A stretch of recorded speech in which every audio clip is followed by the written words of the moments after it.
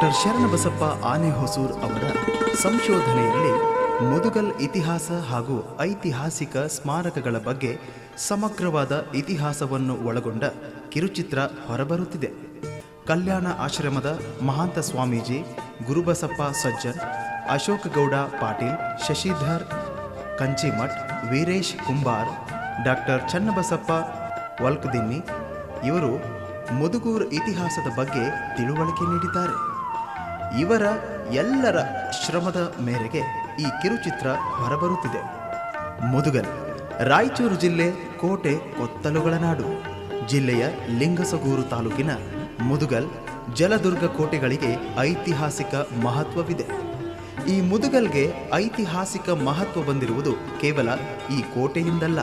ಕ್ರಿಸ್ತಶಕ 3ನೇ ಶತಮಾನದಲ್ಲಿ ಇಲ್ಲಿಗೆ ಭೇಟಿ ನೀಡಿದ್ದ ಗ್ರೀಕ್ ಪ್ರವಾಸಿ ಟೆಲಾಮಿಯ ಪ್ರವಾಸ ಕಥನದಿಂದ ಹಾಗೂ ದಕ್ಷಿಣ ಭಾರತದಲ್ಲಿ ಪ್ರಥಮವಾಗಿ ನಿರ್ಮಿತವಾದ ಚರ್ಚ್ನಿಂದಾಗಿ ಮುದುಗಲ್ ಪ್ರಸಿದ್ಧಿ ಪಡೆದಿದೆ.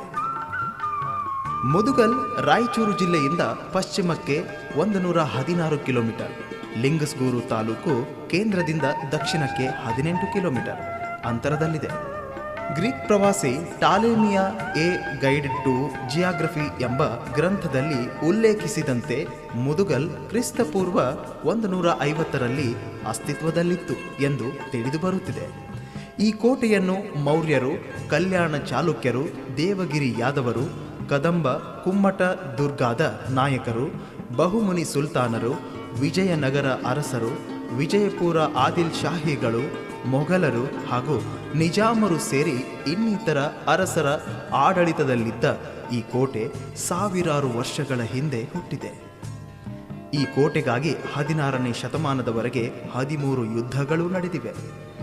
ದೇವಗಿರಿ ಯಾದವರ ವಂಶದ ಭಿಲ್ಲಮನ ಆಡಳಿತದಲ್ಲಿ ಮಹಾಮಂಡಳೇಶ್ವರನಾದ ಕದಂಬ ಕುಲದ ಬಿಜ್ಜರಸನು ಎಡದೊರೆ ನಾಡಿನ ಕರಡಿಕಲ್ಲು 300 ಮುದುಗಲ್ಲನ್ನು ರಾಜಧಾನಿಯನ್ನಾಗಿಸಿ ಆಳುತ್ತಿದ್ದ ಎಂಬ ಉಲ್ಲೇಖಗಳಿವೆ.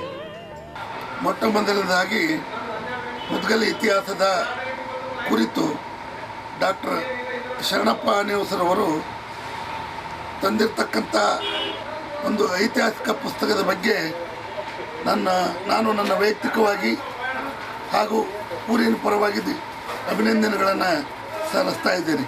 ಮುದುಗಲ್ಲನು ಬಹುಮನಿ ಸುಲ್ತಾನರು, ವಿಜಯನಗರ ಅರಸರು, ವಿಜಯಪುರ ಆದಿಲ್ ಶಾಹಿಗಳಿಗೆ ಪ್ರತಿಷ್ಠೆ ಕೇಂದ್ರವಾಗಿತ್ತು.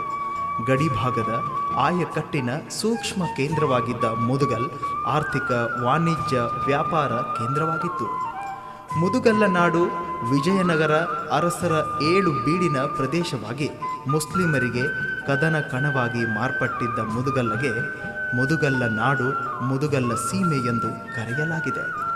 ವಿಜಯನಗರದ ಅರಸರು ಹಾಗೂ ವಿಜಯಪುರ ಸುಲ್ತಾನರ ಪ್ರತಿಷ್ಠಿತ ನೆಲೆಯಾಗಿದ್ದ ಮುದುಗಲ್ ಕೋಟೆ ದೇವಗರಿ ಯಾದವರ ದೊರೆ ಕೃಷ್ಣವರ್ಧಂತಿ ನಿಮಿತ್ತ ಕ್ರಿಸ್ತಶಕ 1053ರಲ್ಲಿ ಮುದ್ದಪ್ಪ ರೆಡ್ಡಿ ಎಂಬ ಜಮೀನದಾರ ಮುದುಗಲ್ ಕೋಟೆ ನಿರ್ಮಿಸಿದ.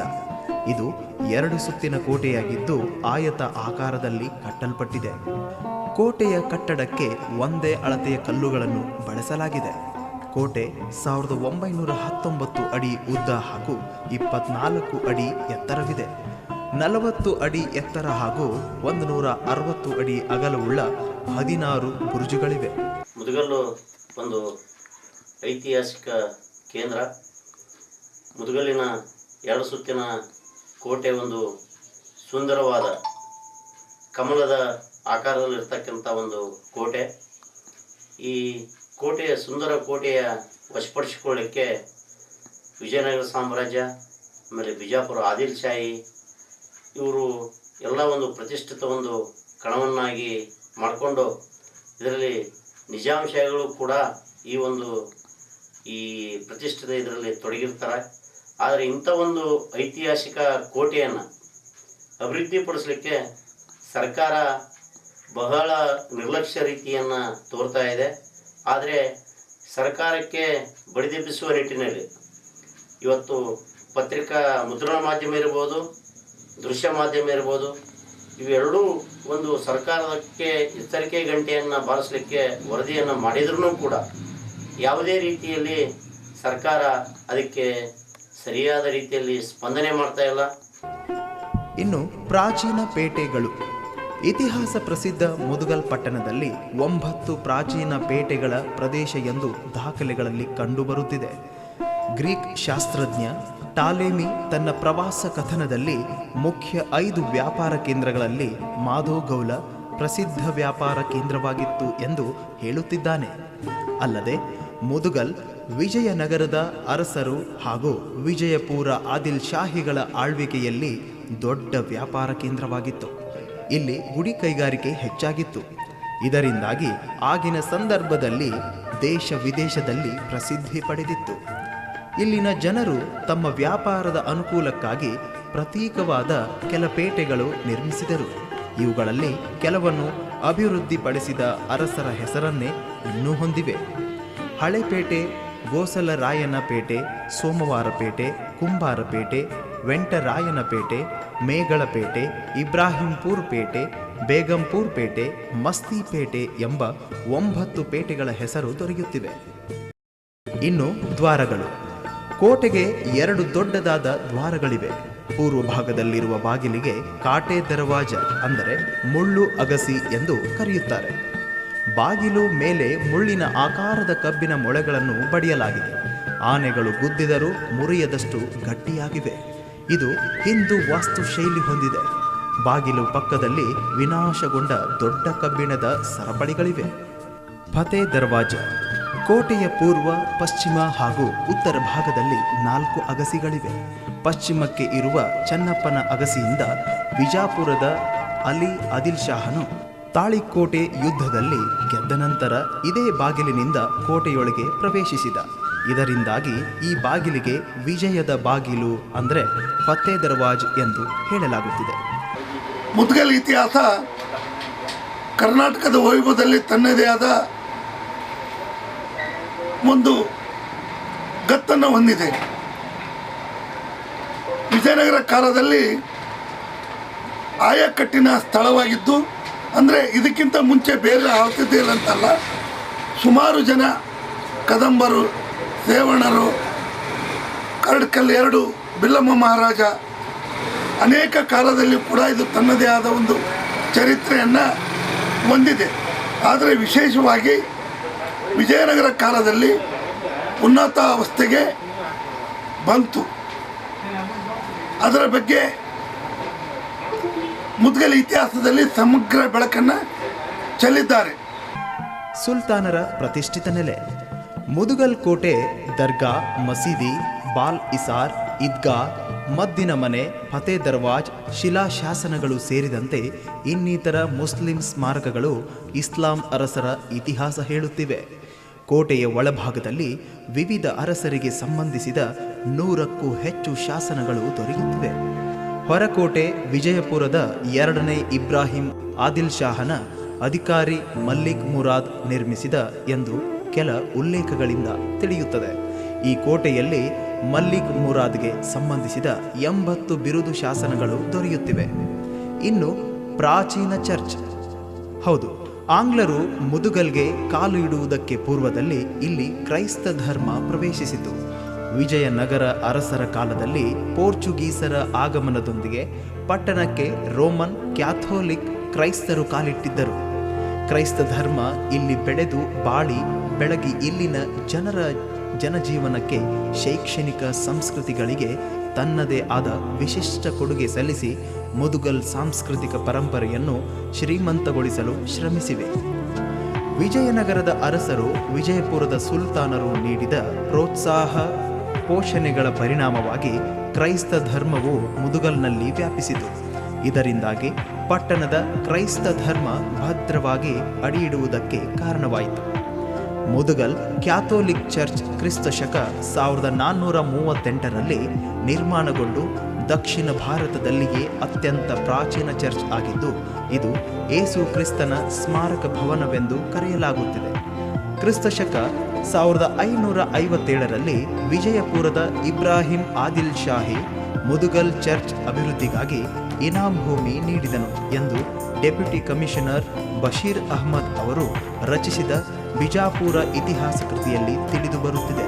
16ನೇ ಶತಮಾನದ ವೇಳೆಯಲ್ಲಿ ಪೋರ್ಚುಗೀಸರ ಪಾದ್ರಿಗಳಿಂದ ಫಾದರ್ ಜೋಸೆಫ್, ರಿಚರ್ಡ್, ಓವೆನ್ ಸೇರಿ ಇನ್ನಿತರು ಪಾದ್ರಿಗಳು ಗೋವಾಕ್ಕೆ ಭೇಟಿ ನೀಡುವ ವೇಳೆಯಲ್ಲಿ ಮುದುಗಲ್ ಚರ್ಚ್ಗೆ ಭೇಟಿ ನೀಡಿದರು ಎಂದು ತಿಳಿದು ಬರುತ್ತಿದೆ. ಕ್ರಿಸ್ತಶಕ 1875ರ ಪೂರ್ವದಲ್ಲಿ ಇಲ್ಲಿ 4 ಚರ್ಚ್ಗಳಿದ್ದವು. ಅಂದು ಗ್ರಾಮದಲ್ಲಿ ಪ್ಲೇಗ್ ರೋಗ ಕಾಣಿಸಿಕೊಂಡಿದ್ದರಿಂದ ಜನರು ಗ್ರಾಮ ತೊರೆದರು. ಇದರಿಂದಾಗಿ ಚರ್ಚ್ಗಳು ದುರಸ್ತಿಗೆ ಬಂದವು. ನಮ್ಮ ಊರ ಪಕ್ಕದಲ್ಲಿ ಒಂದು ಗುಡ್ಡ ಇದೆ. ಸಂತ ವನಚಿನ್ನಪ್ಪ ಎಂಬುವರು. ಇವರು ಅನೇಕ ವರ್ಷಗಳ ಹಿಂದೆ ಈ ನಮ್ಮ ಮುದುಗರಿಗೆ ಬಂದು ಆ ಗುಡ್ಡದಲ್ಲಿ ಸಂತ ವನಚಿನ್ನಪ್ಪನ ಗುಡ್ಡದಲ್ಲಿ ಇದ್ದು ಹೋಗಿದ್ದಾರೆ ಎಂದು ಹೇಳಲಾಗಿದೆ. ಚರ್ಚ್ ಅಧೀನದಲ್ಲಿ ಇಟಲಿ ಮೂಲದ ಸಿಸ್ಟರ್ ಅಂಚೆಲ್ಲಾ ಅವರು ಸಂತ ಅನ್ನಮ್ಮ ಎಂಬ ಹೆಸರಿನ ಆಸ್ಪತ್ರೆ ತೆಗೆದು ಬಡ ಶೋಷಿತ ಜನರಿಗೆ ಉಚಿತ ಚಿಕಿತ್ಸೆ ನೀಡಿ ಪ್ರಸಿದ್ಧಿ ಪಡೆದಿದ್ದರು. ಆಗಿನ ವೇಳೆ ಈ ಆಸ್ಪತ್ರೆ ತಾಲೂಕಿಗೆ ದೊಡ್ಡದಾಗಿತ್ತು. ಇಂದು ಈ ಭಾಗದಲ್ಲಿ ಮುಖ್ಯವಾಗಿ ಕುಂಬಾರರು, ಕುರುಬರು, ಕೊರವರು, ಕೊರ್ಚರು, ಅಂಬಿಗರು, ಹರಿಜನರು ಕ್ರಿಶ್ಚಿಯನ್ ಧರ್ಮಕ್ಕೆ ಮತಾಂತರ ಹೊಂದಿದ್ದಾರೆ. ಇಂದು ಸುಮಾರು 320ಕ್ಕೂ ಹೆಚ್ಚು ಕುಟುಂಬಗಳು ಕ್ರಿಶ್ಚಿಯನ್ ಧರ್ಮಕ್ಕೆ ಮತಾಂತರಗೊಂಡಿವೆ. ಆರ್.ಸಿ. ಮಿಷನ್ ಶಾಲೆ. ಮುದುಗಲ್ನ ಆರ್.ಸಿ. ಮಿಷನ್ ಶಾಲೆ ಕ್ರಿಸ್ತಶಕ 1870ರಲ್ಲಿ ಸ್ಥಾಪನೆಗೊಂಡಿತು. ತಾಲೂಕಿನ ಅತ್ಯಂತ ಪುರಾತನ ವಿದ್ಯಾಸಂಸ್ಥೆ ಇದಾಗಿದೆ. ಆಗ 2ನೇ ತರಗತಿವರೆಗೆ ಶಿಕ್ಷಣ ನೀಡಲಾಗುತ್ತಿತ್ತು. ನಂತರ ಕ್ರಮೇಣ 4ನೇ ತರಗತಿಗೆ ಏರಿಸಿದರು. ಕ್ರಿಸ್ತಶಕ 1970ರಲ್ಲಿ ಹಿರಿಯ ಪ್ರಾಥಮಿಕ ಶಾಲೆಯಾಗಿ ಮಾರ್ಪಾಡು ಹೊಂದಿತು. ನಂತರ ಇಲ್ಲಿ ಪ್ರೌಢಶಾಲೆ ಪಕ್ಕದಲ್ಲಿ ಸೀಕ್ರೆಟ್ ಹಾರ್ಟ್ ಪ್ರಾಥಮಿಕ ಹಾಗೂ ಪ್ರೌಢ ಶಾಲೆಗಳು ನಡೆಯುತ್ತಿವೆ.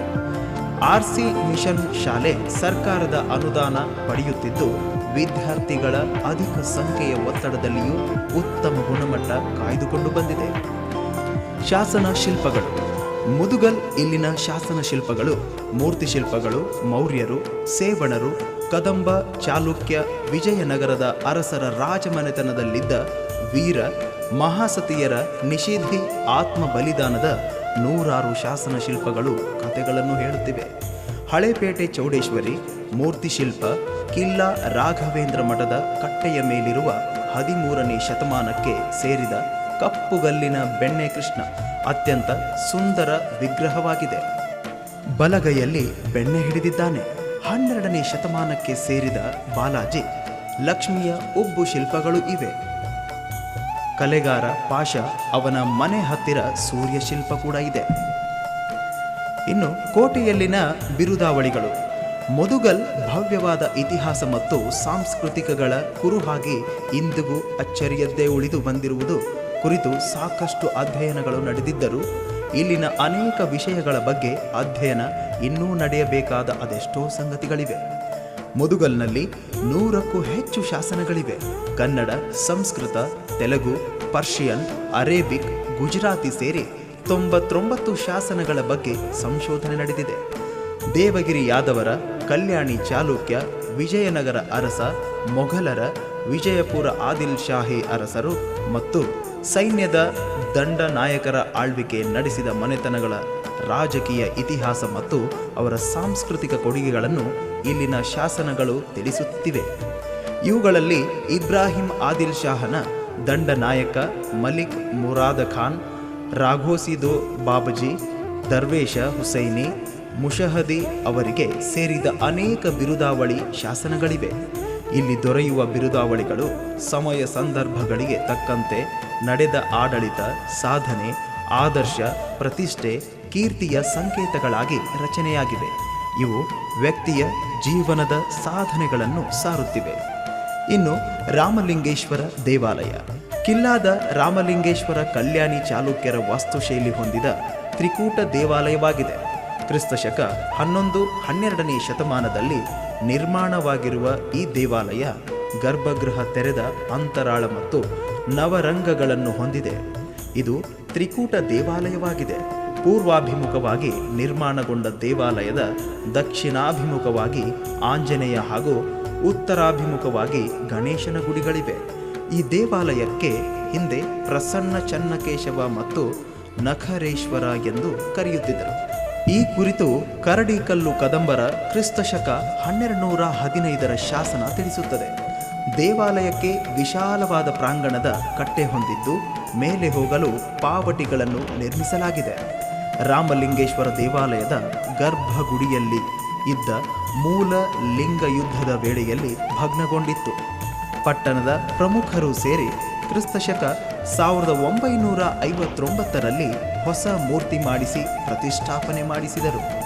ಎಮ್ಮೆ ಬಸವ ದೇವಾಲಯ ಕಿಲ್ಲಾದ ಪತ್ತೆ ದರ್ವಾಜದ ಒಳಭಾಗದ ಸಭಾಮಂಟಪದ ರಸ್ತೆ ಬಲಬದಿಯಲ್ಲಿ ಕೆರೆಕಲ್ಲಿನಿಂದ ನಿರ್ಮಿಸಿದ ದೊಡ್ಡ ಗಾತ್ರ ಪೂರ್ವ ದಿಕ್ಕಿಗೆ ಮುಖ ಮಾಡಿ ಕುಳಿತ ಭಂಗಿಯಲ್ಲಿ ನೆಲದಲ್ಲಿ ಹೂತಿದ್ದ ಎಮ್ಮೆ ಬಸವ ದುಂಡು ಶಿಲ್ಪ ಇದೆ. ಶಿಲ್ಪದ ಹಿಂದೆ ಈಶ್ವರ ದೇವಾಲಯ. ಇದು ಕಲ್ಯಾಣ ಚಾಲುಕ್ಯರ ವಾಸ್ತುಶೈಲಿಯಲ್ಲಿದೆ. ಇದು ಕ್ರಿಸ್ತಶಕ 12-13ನೇ ಶತಮಾನದಲ್ಲಿ ಪೂರ್ವಾಭಿಮುಖವಾಗಿ ನಿರ್ಮಾಣಗೊಂಡು ಗರ್ಭಗೃಹ ಮತ್ತು ತೆರೆದ ಪ್ರಾಂಗಣ ಬಿಡಿ ಕಲ್ಲುಗಳನ್ನು ಇರಿಸಿ ಕಟ್ಟಲಾಗಿದೆ. ತಿಮ್ಮಪ್ಪನ ಗುಡಿ ಮಸ್ಕಿ ರಸ್ತೆ ಬಲಬದಿಯಲ್ಲಿ ಕ್ರಿಸ್ತಶಕ 14-15ನೇ ಶತಮಾನದ ವಿಜಯನಗರ ಅರಸ ವಾಸ್ತುಶೈಲಿಯ ದೇವಾಲಯ ನಿರ್ಮಾಣಗೊಂಡಿದೆ. ಚೌಕಾಕಾರ ಅಧಿಷ್ಠಾನ ಮೇಲೆ ಗರ್ಭಗುಡಿ ನಿರ್ಮಾಣವಾಗಿದೆ. ಗರ್ಭಗುಡಿಯಲ್ಲಿರುವ ಶಿಲ್ಪದಲ್ಲಿ ಶಂಖ, ನಾಮ ಹಾಗೂ ಚಕ್ರಗಳಿದ್ದು ಇವು ಇಂಡೋ-ನಾರ್ಸಿಕ್ ಶೈಲಿಯಲ್ಲಿವೆ. ಗರ್ಭಗುಡಿಯ ಬಾಗಿಲವಾಡಿನ ಹಣೆಪಟ್ಟಿಯಲ್ಲಿ ಕಮಲದ ಹೂವಿನ ಶಿಲ್ಪವಿದೆ. ಎಡ ಮತ್ತು ಬಲಬದಿಯಲ್ಲಿ ಒಂಟಿ ಕಾಲಿನಲ್ಲಿ ನಿಂತ ಜಯ, ವಿಜಯ ಎಂಬ ದ್ವಾರಪಾಲಕರು ಇದ್ದಾರೆ. ಇವರು ಕರ್ಣಕುಂಡಲ ಹಾಕಿಕೊಂಡು ತಲೆಯಲ್ಲಿ ಕಿರೀಟ ಧರಿಸಿದ್ದಾರೆ. ಬಲಗೈಯಲ್ಲಿ ಶಂಖ, ಇನ್ನೊಂದು ಕೈಯಲ್ಲಿ ಚಕ್ರವನ್ನು ಹಿಡಿದಿದ್ದಾರೆ. ಗೋಸಲರಾಯ ದೇವಾಲಯ 15-16ನೇ ಶತಮಾನದಲ್ಲಿ ವಿಜಯನಗರ ಅರಸರ ವಾಸ್ತುಶೈಲಿಯಲ್ಲಿ ಪಟ್ಟಣದ ವೆಂಕಟರಾಯನಪೇಟೆಯಲ್ಲಿ ದಕ್ಷಿಣಾಭಿಮುಖವಾಗಿ ನಿರ್ಮಾಣಗೊಂಡಿದೆ. ಗರ್ಭಗುಡಿ ಸಾಧಾರಣವಾಗಿದ್ದ ಬಾಗಿಲುವಾಡು ಇದ್ದು ಇದರಲ್ಲಿ ಕಮಲಗಳಿವೆ. ಲಲಾಟ ಭಾಗದಲ್ಲಿಯೂ ಕಮಲವಿದೆ. ಗದೆ, ಶಂಖ, ಚಕ್ರ ಹಿಡಿದ ಹಾಗೂ ಕಿವಿಯಲ್ಲಿ ಕರ್ಣಕುಂಡಗಳು, ತಲೆಯಲ್ಲಿ ಮುಕುಟ, ಕೊರಳಲ್ಲಿ ಮಣಿಸರ ಧರಿಸಿದ ಭದ್ರ, ಸುಭದ್ರ ಎಂಬ ಇಬ್ಬರು ದ್ವಾರಪಾಲಕರು ಇದ್ದಾರೆ. ದೇವಾಲಯ ಎರಡು ಬದಿಗೆ ದೇವಕೋಷ್ಠಗಳಿವೆ. ಲಲಾಟದ ಮೇಲಭಾಗದಲ್ಲಿ ರಾಮ, ಲಕ್ಷ್ಮಣ, ಹನುಮಂತ, ಸೀತೆ ಹಾಗೂ ಗರುಡ ಶಿಲ್ಪಗಳಿವೆ. ಇಲ್ಲಿನ ಜನರು ಹನುಮಂತನಿಗೆ ಗೋಸಲರಾಯ ಎಂದು ಕರೆದು ಪೂಜಿಸುತ್ತಿದ್ದಾರೆ. ವೆಂಕಟೇಶ್ವರ ದೇವಾಲಯ ಇದು 15-16ನೇ ಶತಮಾನದಲ್ಲಿ ವಿಜಯನಗರ ಅರಸರ ವಾಸ್ತುಶೈಲಿಯಲ್ಲಿ ಕಿಲ್ಲಾದಲ್ಲಿ ನಿರ್ಮಾಣಗೊಂಡಿದೆ. ಗರ್ಭಗುಡಿ, ನವರಂಗಗಳು ಸಾಮಾನ್ಯವಾಗಿವೆ. ಗರ್ಭಗುಡಿಯಲ್ಲಿದ್ದ ಮೂಲ ವೈಷ್ಣವ ಮೂರ್ತಿ ವಿರೂಪಗೊಂಡಿದ್ದು ತೆಗೆದು ಅದೇ ಸ್ಥಳದಲ್ಲಿ ಬೇರೊಂದು ವೆಂಕಟೇಶ್ವರ ಮೂರ್ತಿ ಶಿಲ್ಪವನ್ನು ಪ್ರತಿಷ್ಠಾನ ಮಾಡಲಾಗಿದೆ. ಇದು ನಿಂತ ಭಂಗಿಯಲ್ಲಿದ್ದು ಕೈಯಲ್ಲಿ ಚಕ್ರ, ವರದ ಮುದ್ರೆ, ಶಂಖಗಳನ್ನು ಹಿಡಿದದ್ದಾಗಿದೆ. ಎಡ ಕೈ ಸೊಂಟಕ್ಕೆ ಆನಿಸಿಕೊಂಡಿದೆ. ತಲೆಯಲ್ಲಿ ಉದ್ದನೆ ಕಿರೀಟ, ಕೊರಳಲ್ಲಿ ಸರ, ಕರ್ಣಕುಂಡಲ, ರಟ್ಟೆ ಹಾಗೂ ಕೈಗಳಲ್ಲಿ ಕಡಗ ಧರಿಸಿದ್ದಾನೆ. ಇದು ಅಲ್ಲದೆ ಕೊತ್ತಳ ಹನುಮಂತ, ದಿಡ್ಡಿ ಹನುಮಂತ, ಹಳೇಪೇಟೆ ಆಂಜನೇಯ, ಮುದ್ದು ರಂಗನಾಥ, ಈಶ್ವರ ದೇವಾಲಯಗಳು ಸೋಮನಾಥ, ಸಾಲೇಶ್ವರ, ಈರಣ್ಣ, ಬಸವೇಶ್ವರ, ಹಾಲಬಾವಿ, ಮಲ್ಲಿಕಾರ್ಜುನ ದೇವಾಲಯ, ರಾಘವೇಂದ್ರ ಸ್ವಾಮಿ ಮಠ, ಸುವರ್ಣಗಿರಿ ಮಠ, ಮೈಸೂರು ಮಠ, ಕನಕಗಿರಿ ಮಠ ಸೇರಿ ಇನ್ನಿತರ ಐತಿಹಾಸಿಕ ದೇವಾಲಯ ಮಠಗಳಿವೆ. ವೀರಗಲ್ಲುಗಳು, ಮಾಸ್ತಿಕಲ್ಲುಗಳು, ನಂದಿ ಮೂರ್ತಿಗಳಿವೆ. ಸಪ್ತ ಮಾತೃಕೆಯರು ಹಳೇಪೇಟೆ ದೇವರ ಬಾವಿಯಲ್ಲಿರುವ ಸಪ್ತ ಮಾತೃಕೆ ಒಂದೇ ಕಲ್ಲಿನಲ್ಲಿ ಲಲಿತಾಸನದಲ್ಲಿ ಪಕ್ಕದಲ್ಲೇ ಕುಳಿತುಕೊಂಡಿರುವ ರೀತಿಯಲ್ಲಿದೆ. ರಾಜಹಂಸ, ಅಭಿರಾಮಿ ವಾಹನದ ಬ್ರಾಹ್ಮಿ, ನಂದಿ ವಾಹನದ ಮಹೇಶ್ವರಿ, ನವಿಲು ವಾಹನದ ಕೌಮಾರಿ, ಗರುಡ ವಾಹನದ ವೈಷ್ಣವಿ, ಕೋಣ ವಾಹನದ ವಾರಾಹಿ, ಆನೆ ವಾಹನದ ಇಂದ್ರಾಣಿ, ಗೋಬೆ, ತೋಳ, ಶವ ವಾಹನದ ಚಾಮುಂಡಿ, ಎರಡು ಕಡೆ ಕೋಣೆ ಭಾಗದಲ್ಲಿ ಒಂದೆಡೆ ನಂದಿ ವಾಹನದ ವೀರಭದ್ರ, ಇನ್ನೊಂದೆಡೆ ಗಣೇಶ ವಾಹನದ ಮೂಷಕದ ಸಪ್ತ ಮಾತೃಕೆಯರ ಮೂರ್ತಿ ಶಿಲ್ಪ ಇದೆ. ಇವರ ಕೈಗಳಲ್ಲಿ ಕಪಾಲ, ಅಭಯ, ಪ್ರಯೋಗ ಚಕ್ರ, ಶಂಖ, ಆರಾಮ ಹಸ್ತಗಳಿವೆ. ತಲೆಯಲ್ಲಿ ಕಿರೀಟಗಳಿವೆ. 7 ಹನುಮಂತ. ಕೋಟೆಯ ಮೇಲ್ಭಾಗದಲ್ಲಿ ದೊರೆಯುವ 7 ಹನುಮಂತ ಕ್ರಿಸ್ತಶಕ 15ನೇ ಶತಮಾನಕ್ಕೆ ಸೇರಿದ ವಿಜಯನಗರ ಕಾಲದ ಮೂರ್ತಿ ಶಿಲ್ಪವಾಗಿದೆ. ಈತ ಶ್ರೀರಾಮ ಭಕ್ತಿಯನ್ನು ಪ್ರಚಾರ ಮಾಡಿದ ವೀರಾಂಜನೇಯ. ಒಂದು ಬಂಡೆಯ ಮೇಲೆ 7 ಹನುಮಂತನ ಮೂರ್ತಿಗಳನ್ನು ಕೆತ್ತಲಾಗಿದೆ. ಇದು ಲಂಕದಹನದ ವಿಷಯವನ್ನು ತಿಳಿಸುತ್ತದೆ. ಶ್ರೀರಾಮನಿಗೆ ಏಕನಿಷ್ಠ ಸೇವಕನನ್ನು ಒದಗಿಸಿ ರಾಮನ ಕಾರ್ಯ ನೆರವೇರಿಸಿಕೊಟ್ಟ ವಿಷಯವನ್ನು ತಿಳಿಸುತ್ತದೆ. 2 ಕೈಗಳನ್ನು ಮೇಲಕ್ಕೆ ಎತ್ತಿ ಬಾಲಕ್ಕೆ ಬೆಂಕಿಕೊಂಡಿರುವ ವೀರಾವೇಶದ ಹನುಮಂತ ಕಾಣಿಸಿಕೊಳ್ಳುತ್ತಾನೆ. ಕೆಳಗೆ 2 ಸೈನಿಕರು ಮಡಿದಿರುವುದು, ಹೆಂಗಸು ಕೈ ಮುಗಿದುಕೊಂಡು ನಿಂತಿರುವುದು, ಹನುಮಂತ ಸಮುದ್ರ ದಾಟಿ ಲಂಕೆಗೆ ಜಿಗಿದ ಸನ್ನಿವೇಶವಿದೆ. 7 ಮೂರ್ತಿಗಳು ಒಂದೊಂದು ಭಂಗಿಯಲ್ಲಿದ್ದು ಒಂದೊಂದು ವಿಷಯಗಳನ್ನು ತಿಳಿಸುತ್ತದೆ. ಇದು ಒಂದು ಅಪರೂಪದ ಮೂರ್ತಿ ಶಿಲ್ಪವಾಗಿದ್ದು ವಿಶ್ವರೂಪದ ಹನುಮಂತನಂತೆ ಕಾಣಿಸಿಕೊಂಡಿದ್ದಾನೆ. ಬೆಣ್ಣೆ ಕೃಷ್ಣಮೂರ್ತಿ. ಇದು ಕಿಲ್ಲಾದ ರಾಘವೇಂದ್ರ ಮಠದ ಕಟ್ಟೆಯ ಮೇಲಿದೆ. ಕ್ರಿಸ್ತಶಕ 13ನೇ ಶತಮಾನಕ್ಕೆ ಸೇರಿದ್ದು ಕುಳಿತ ಭಂಗಿಯಲ್ಲಿದ್ದು 1.5 ಅಡಿ ಎತ್ತರದಲ್ಲಿದೆ. ದುಂಡನೆ ಮುಖ, ನಗೆ ನೋಟ ಬೀರಿದ ಈ ಶಿಲ್ಪ ನಯನ ಮನೋಹರವಾಗಿದೆ. ತಲೆ ಕೂದಲು ಇಡಿಬಿಟ್ಟಿದ್ದು ಕಿವಿಯಲ್ಲಿ ಕರ್ಣಕುಂಡಲ ಧರಿಸಿದ್ದಾನೆ. ಕೊರಳಲ್ಲಿ ತುಳಸಿ ಮಾಲೆ, ನರಸಿಂಹ ಪದಕಗಳನ್ನು ಹಾಕಿಕೊಂಡಿದ್ದಾನೆ. ಎಡಗೈಯಲ್ಲಿ ಬೆಣ್ಣೆ ಮಡಿಕೆ ಹಿಡಿದು ಬಲಗೈಯಲ್ಲಿ ಬೆಣ್ಣೆ ಹಿಡಿದು ತಿನ್ನುವಂತೆ ಕಾಣುತ್ತಿದ್ದಾನೆ. ಎಡಗಾಲು ಮಡಿಚಿ ಬಲಗಾಲು ಊರಿಕೊಂಡಿದ್ದಾನೆ. ಇದು ಕ್ಲೋರ್ ಸಿಸ್ಟ್ ಕಲ್ಲಿನಲ್ಲಿ ಕೆತ್ತಲಾಗಿದೆ. ಜೈನರ ಪಾರ್ಶ್ವನಾಥ ವಿಗ್ರಹ. ಮುದುಗಲ್ ಪುರಸಭೆ ಮುಂಭಾಗದ ಚರಂಡಿ ಪಕ್ಕದಲ್ಲಿ 12ನೇ ಶತಮಾನಕ್ಕೆ ಸಂಬಂಧಿಸಿದ ಅತಿ ಮುಖ್ಯವಾದ ಕರಿಕಲ್ಲಿನ ಜೈನರ ತೀರ್ಥಂಕರನಾದ ಪಾರ್ಶ್ವನಾಥ ವಿಗ್ರಹ ಪತ್ತೆಯಾಗಿವೆ. ಮುದುಗಲ್ನಲ್ಲಿ ದೊರೆಯುವ ಪಾರ್ಶ್ವನಾಥ ವಿಗ್ರಹದಿಂದಾಗಿ ಪಟ್ಟಣದಲ್ಲಿ ಶೈವ, ವೈಷ್ಣವ, ಇಸ್ಲಾಂ, ಕ್ರೈಸ್ತ ಧರ್ಮಗಳೊಂದಿಗೆ ಜೈನ ಧರ್ಮವು ಪ್ರಾಚೀನ ಹಾಗೂ ಮಧ್ಯಯುಗೀನ ಕಾಲದಲ್ಲಿ ಏಳಿಗೆಯಲ್ಲಿತ್ತು ಎಂದು ಸಂಶೋಧಕ ಡಾಕ್ಟರ್ ಬಿ ಚನ್ನಬಸಪ್ಪ ಅವರು ಅಭಿಪ್ರಾಯಪಡುತ್ತಾರೆ. ಅಗ್ರಹಾರ. ಲಿಂಗಸಗೂರು ತಾಲೂಕಿನಲ್ಲಿ ತಲೇಖಾಣ, ಬನ್ನಿಗೋಳ, ಮುದುಗಲ್ ಹಾಗೂ ಸುಲ್ತಾನಪುರ ಅಗ್ರಹಾರಗಳಾಗಿದ್ದವು. ಮುದುಗಲ್ ಕಿಲ್ಲಾದಲ್ಲಿ ಇರುವ ಅರಭಾವಿಯಲ್ಲಿ ದೊರೆಯುವ ಕಲ್ಯಾಣ ಚಾಲುಕ್ಯರ ಕ್ರಿಸ್ತಶಕ 1065ರ ಶಾಸನ ಅಗ್ರಹಾರ ಬಗ್ಗೆ ಮಾಹಿತಿ ನೀಡುತ್ತದೆ. ಕರ್ಣ ಚಾಮುಂಡಯ್ಯ ಮತ್ತು ಅಧ್ಯಕ್ಷ ದಾನಪ್ಪರ 300 ಮಹಾಜನಗಳಿಗೆ ಹಾಗೂ ಅಗ್ರಹಾರಕ್ಕಾಗಿ 60 ಕುಳ ಭೂಮಿ ನೀಡಲಾಗಿದೆ ಎಂದು ತಿಳಿದುಬರುತ್ತದೆ. ಬ್ರಹ್ಮಪುರಿ. ಕಿಲ್ಲದ ರಾಮಲಿಂಗೇಶ್ವರ ದೇವಾಲಯದ ಗೋಡೆಯ ಎಡಬದಿಗೆ ದೊರೆಯುವ ಕ್ರಿಸ್ತಶಕ 1215ರ ಶಾಸನದಲ್ಲಿ ಶ್ರೀ ನಖರೇಶ್ವರ ಪ್ರಸನ್ನ ಚನ್ನಕೇಶವ ದೇವರ ಜೀರ್ಣೋದ್ಧಾರಕ್ಕಾಗಿ ಪಟ್ಟಣದ ಬ್ರಹ್ಮಪುರಿಯ ಅಕ್ಕಸಾಲಿ ಹಾಗೂ ಇನ್ನಿತರಿಗೆ ದತ್ತಿ ಕೊಟ್ಟ ವಿಷಯದ ಬೆಳಕು ಚೆಲ್ಲುತ್ತದೆ. ಇದರಿಂದಾಗಿ ತಿಳಿದುಬರುತ್ತದೆ ಮುದುಗಲ್ ಒಂದು ವಿದ್ಯಾ ಕೇಂದ್ರವಾಗಿ ಕಾರ್ಯನಿರ್ವಹಿಸುತ್ತಿತ್ತು ಅಂತ. ಶಿಲ್ಪ ಹಾಗೂ ಚಿತ್ರಗಳಲ್ಲಿ ಸಂಕೇತಗಳು.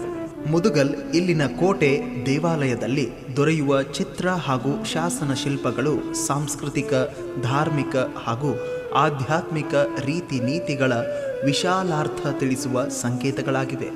ಇಲ್ಲಿ ದೊರೆಯುವ ಚಿತ್ರ ಹಾಗೂ ಶಾಸನ ಶಿಲ್ಪದ ಸಂಕೇತಗಳು ನೋಡಲು ಸರಳ ಹಾಗೂ ಅಮುಖ್ಯವಾದಗಳಾಗಿವೆ. ಆದರೆ ಅವು ಅಂದಿನ ಕಾಲದಲ್ಲಿ ಬಹಳ ವೈಜ್ಞಾನಿಕವಾಗಿ ಹೆಚ್ಚು ಪರಿಣಾಮಕಾರಿಯಾಗಿ ಕಾರ್ಯನಿರ್ವಹಿಸಿವೆ. ಈ ಸಂಕೇತಗಳು ಆಗಿನ ಕಾಲದ ಅಪರಿಚಿತರಿಗೆ ಮಾಹಿತಿ ನೀಡುವ ನಾಮಫಲಕದಂತೆ ಕೆಲಸ ಮಾಡಿವೆ. ಗಜಶಾಲೆ ವಿಜಯನಗರ ಆಡಳಿತ ಅವಧಿಯಲ್ಲಿ ನಿರ್ಮಾಣಗೊಂಡಿದೆ. 50 ಅಡಿ ಎತ್ತರ, 40 ಅಡಿ ಅಗಲ ಹಾಗೂ 80 ಅಡಿ ಉದ್ದವಿದೆ. ಇದು ಬೃಹತ್ ಬಂಗಲೆಯಾಗಿದ್ದು ಗಟ್ಟಿಮುಟ್ಟಾಗಿದೆ. ಇಲ್ಲಿ ಆನೆಗಳು ನಿಲ್ಲಿಸುತ್ತಿದ್ದರು. 5 ಕೊಠಡಿಗಳು ಇದ್ದು ವಿಜಯಪುರ ಸುಲ್ತಾನ ಕಾಲದಲ್ಲಿ ಜೀರ್ಣೋದ್ಧಾರ ಕಂಡಿದೆ. ಈಗ ಸರ್ಕಾರಿ ಪ್ರಾಥಮಿಕ ಶಾಲೆಯಾಗಿ ಪರಿವರ್ತನೆಯಾಗಿದೆ. ಫಿರಂಗಿಗಳು. ಮುದುಗಲ್ ಕೋಟೆ ಮೇಲೆ 50ಕ್ಕೂ ಹೆಚ್ಚು ತೋಪುಗಳು ಇದ್ದವು ಎಂದು ಹೇಳಲಾಗುತ್ತಿದೆ. ಆದರೆ ಇಂದು 6ಕ್ಕೂ ಹೆಚ್ಚು ತೋಪುಗಳು ದೊರೆಯುತ್ತಿವೆ. ಇಲ್ಲಿದ್ದ ಕೆಲ ಫಿರಂಗಿಗಳು ಹೈದರಾಬಾದ್ ನಿಜಾಂ ಆಡಳಿತ ಅವಧಿಯಲ್ಲಿ ಹೈದರಾಬಾದ್ ಹಾಗೂ ರಾಯಚೂರಿಗೆ ಸಾಗಿಸಲಾಗಿದೆ ಎಂದು ಹೇಳಲಾಗುತ್ತಿದೆ. ಕೋಟೆಯ ವಿಜಯದ ಬಾಗಿಲ ಮೇಲೆ ಉದ್ದನೆಯ ಶಾಸನವುಳ್ಳ ಫಿರಂಗಿ ಇದೆ. ಉತ್ತರ ದಿಕ್ಕಿನ ಕಂದಕ ಬಳಿ ಕೋಟೆ ಮೇಲೆ ಪೂರ್ವ ದಿಕ್ಕಿನ ದೊಡ್ಡ ಕೋಟೆ ಬಳಿ 2 ಫಿರಂಗಿಗಳು ದೊರೆಯುತ್ತಿವೆ. ಇಲ್ಲಿನ ಫಿರಂಗಿಗಳು ವಿವಿಧ ಲೋಹಗಳಿಂದ ಮಾಡಲಾಗಿದೆ. ಈ ಫಿರಂಗಿಗಳು ನೋಡಲು ಸುಂದರವಾಗಿ ಕಾಣುತ್ತಿವೆ. ಪ್ರಾಚೀನ ಬಾವಿ. ಪ್ರಾಚೀನ ಮುದುಗಲ್ ಪಟ್ಟಣ ಅಗ್ರಹಾರ, ವ್ಯಾಪಾರ ಕೇಂದ್ರ, ಆಡಳಿತ ವಿಭಾಗ ಕೇಂದ್ರ ಸೇರಿದಂತೆ ಇನ್ನಿತರ ವಿಷಯಕ್ಕೆ ಪ್ರಸಿದ್ಧಿ ಪಡೆದಿತ್ತು. ಪಟ್ಟಣದಲ್ಲಿ ಅನೇಕ ಪ್ರಾಚೀನ ಸ್ಮಾರಕಗಳಿವೆ. ಅವು ತಮ್ಮದೇ ಆದ ಇತಿಹಾಸ ಸಾರುತ್ತಿವೆ. ಪಟ್ಟಣದಲ್ಲಿ ಅರಬಾವಿ, ಖಾನಸಾಬ್ ಬಾವಿ, ಅತಿಬಾವಿ, ಡೊಂಗರ ಬಾವಿ, ಹಲಾಲಖೋರ್ ಬಾವಿ, ಸಿಡಿಲು ಬಾವಿ, ಚಾರ್ ಮಹಲ್ ಬಾವಿ, ಹಾಲಬಾವಿ, ಬಿಸಿಲು ಬೀಳದ ಬಾವಿ, ಈಶ್ವರ ದೇವ ಬಾವಿ, ಹಳೇಪೇಟೆ ದೇವರ ಬಾವಿಗಳು ಸೇರಿದಂತೆ ಅನೇಕ ಬಾವಿಗಳಿವೆ. ಇವುಗಳಲ್ಲಿ ಅನೇಕ ಬಾವಿಗಳು ಕಲ್ಯಾಣ ಚಾಲುಕ್ಯರ ಹಾಗೂ ವಿಜಯನಗರ ಅರಸರ ಕಾಲದ ಬಾವಿಗಳಿವೆ. ಇವುಗಳನ್ನು ಶಿಕ್ಷಣ ವ್ಯವಸ್ಥೆ, ನೀರಾವರಿ ವ್ಯವಸ್ಥೆ ಹಾಗೂ ಸಾಮಾಜಿಕ ಬದುಕಿಗೆ ಅನುಕೂಲವಾಗಲೆಂದು ನಿರ್ಮಿಸಿದ್ದಾರೆ. ಅರಭಾವಿ. ಕೋಟೆ ಒಳಭಾಗದಲ್ಲಿ ರಾಘವೇಂದ್ರ ಮಠದ ಹತ್ತಿರ ಇರುವ ಅರಭಾವಿ ಕಲ್ಯಾಣ ಚಾಲುಕ್ಯರು ಕ್ರಿಸ್ತಶಕ 1065ರಲ್ಲಿ ಗ್ರಾನೈಟ್ ಕಲ್ಲಿನಿಂದ ನಿರ್ಮಿಸಿದ್ದಾರೆ. ಇದು ಚೌಕಾಕಾರದಲ್ಲಿದೆ. ಈ ಬಾವಿಗೆ ಪೂರ್ವ ಮತ್ತು ಉತ್ತರ ದಿಕ್ಕುಗಳಿಗೆ ಪ್ರವೇಶ ದ್ವಾರಗಳಿವೆ. ಪೂರ್ವದ ಪ್ರವೇಶ ದ್ವಾರದಲ್ಲಿ 2 ಕಲ್ಲುಗಂಬಗಳಿವೆ. ದಕ್ಷಿಣ ದಿಕ್ಕಿನ ಕಂಬದ ಮೇಲೆ ಚಾಲುಕ್ಯ ಅರಸ 1ನೇ ಸೋಮೇಶ್ವರನ ಕಾಲದ ಶಾಸನವಿದೆ. ಆದಿಲ್ ಶಾಹಿ ಕಾಲದಲ್ಲಿ ಗೋಡೆ ಕಂಬಗಳ ಮೇಲೆ ಕಮಾನುಗಳು ನಿರ್ಮಾಣಗೊಂಡಿವೆ ಎಂದು ಕೆಲ ವಿದ್ವಾಂಸರು ಅಭಿಪ್ರಾಯ ವ್ಯಕ್ತಪಡಿಸಿದ್ದಾರೆ. ಮೊಹರಂ ಆಚರಣೆ ಸಮಯದಲ್ಲಿ ಇಲ್ಲಿ ಆಲಾವಿ ದೇವರನ್ನು ಶುಚಿಗೊಳಿಸುತ್ತಾರೆ. ಇನ್ನು ಚಾರ್ ಮಹಲ್ ಬಾವಿ. ಕೋಟೆ ಒಳಭಾಗದ ಉತ್ತರಕ್ಕೆ ಇರುವ ಚಾರ್ ಮಹಲ್ ಬಾವಿ ಕ್ರಿಸ್ತಶಕ 1502ರಲ್ಲಿ ವಿಜಯನಗರ ಅರಸ ನರಸನಾಯಕನ ಕಾಲದಲ್ಲಿ ನಿರ್ಮಾಣಗೊಂಡಿದೆ. ಶ್ರೀಕೃಷ್ಣ ದೇವರಾಯನ ಮಂತ್ರಿ ಸಾಳುವ ತಿಮ್ಮರಸ ನಿರ್ಮಿಸಿದ್ದಾನೆ. ಹಲಾಲಕೋರ ಬಾವಿ. ಕೋಟೆ ಒಳಭಾಗದಲ್ಲಿ ಗಗನ ಮಹಲಿನ ದಕ್ಷಿಣಕ್ಕೆ ಕೆಳಭಾಗದಲ್ಲಿ ಹಲಾಲಕೋರ ಬಾವಿಯನ್ನು ಬೆಟ್ಟದ ಮೇಲೆ ವಿಶಿಷ್ಟ ರೀತಿಯಲ್ಲಿ ಕಟ್ಟಲಾಗಿದೆ. ಇದು ಕ್ರಿಸ್ತಶಕ 1503ರಲ್ಲಿ ಕುರಗೋಡ ಸೋಮಣ್ಣ ನಾಯಕನ ಪ್ರಧಾನಿಯ ಮಗ ನರಸಪ್ಪ ಕಟ್ಟಿಸಿದ ಎಂದು ಶಾಸನದ ಮೂಲಕ ತಿಳಿದುಬರುತ್ತಿದೆ. ಈ ಬಾವಿಯನ್ನು ನೀರಾವರಿ ವ್ಯವಸ್ಥೆಗಾಗಿ ನಿರ್ಮಿಸಿದ್ದಾರೆ ಎಂದು ತಿಳಿದುಬರುತ್ತದೆ. ಖಾನ್ಸಾಬ್ ಬಾವಿ. ಕೋಟೆ ಒಳಗಡೆ ಪೂರ್ವ ದಿಕ್ಕಿಗೆ ಇರುವ ಖಾನ್ಸಾಬ್ ಬಾವಿ ಇದೆ. ಈ ಬಾವಿ ಬೃಹದಾಕಾರದಲ್ಲಿ ನಿರ್ಮಾಣಗೊಂಡಿದೆ. ಈ ಬಾವಿ ನೀರನ್ನು ಜನರ ಬಳಕೆ ಹಾಗೂ ನೀರಾವರಿಗಾಗಿ ಉಪಯೋಗಿಸುತ್ತಿದ್ದರು. ಖಾನ್ಸಾಬ್ ಎಂಬ ವ್ಯಕ್ತಿ ನಿತ್ಯ ಬಾವಿಯಲ್ಲಿ ಸ್ನಾನ ಹಾಗೂ ವಜು ಮಾಡಿಕೊಂಡು ಪ್ರಾರ್ಥನೆಗಾಗಿ ಮಸೀದಿಗೆ ಹೋಗುತ್ತಿದ್ದ. ಇದರಿಂದಾಗಿ ಈಚೆಗೆ ಖಾನ್ಸಾಬ್ ಬಾವಿ ಎಂದು ನಾಮಕರಣಗೊಂಡಿತು. ಹಳೇಪೇಟೆ ದೇವರ ಬಾವಿ. ಹೌದು, ಹಳೇಪೇಟೆ ಬಾವಿಗೆ ಮೊಹರಂ ಹಬ್ಬದಲ್ಲಿ ಅಲಂ ದೇವರು ಇಲ್ಲಿಗೆ ಬಂದು ದಫನ್ಗೊಳ್ಳುತ್ತಿವೆ. ಇದರಿಂದಾಗಿ ದೇವರ ಬಾವಿ ಎಂದು ಕರೆಯುತ್ತಿದ್ದಾರೆ. ಈ ಬಾವಿಯನ್ನು ಕ್ರಿಸ್ತಶಕ 1482ರಲ್ಲಿ ವೆಂಗಳಪ್ಪ ನಾಯಕ ಕಟ್ಟಿಸುತ್ತಾನೆ. ಹಳೇಪೇಟೆಗೆ ಹೊಂದಿಕೊಂಡು ಇರುವ ಕೆರೆ ಯಾದವರ ಕಾಲದಲ್ಲಿ ನಿರ್ಮಾಣಗೊಂಡಿದೆ. ಮೊಗಸಾಲೆಯ ಉಬ್ಬು ಶಿಲ್ಪಗಳು.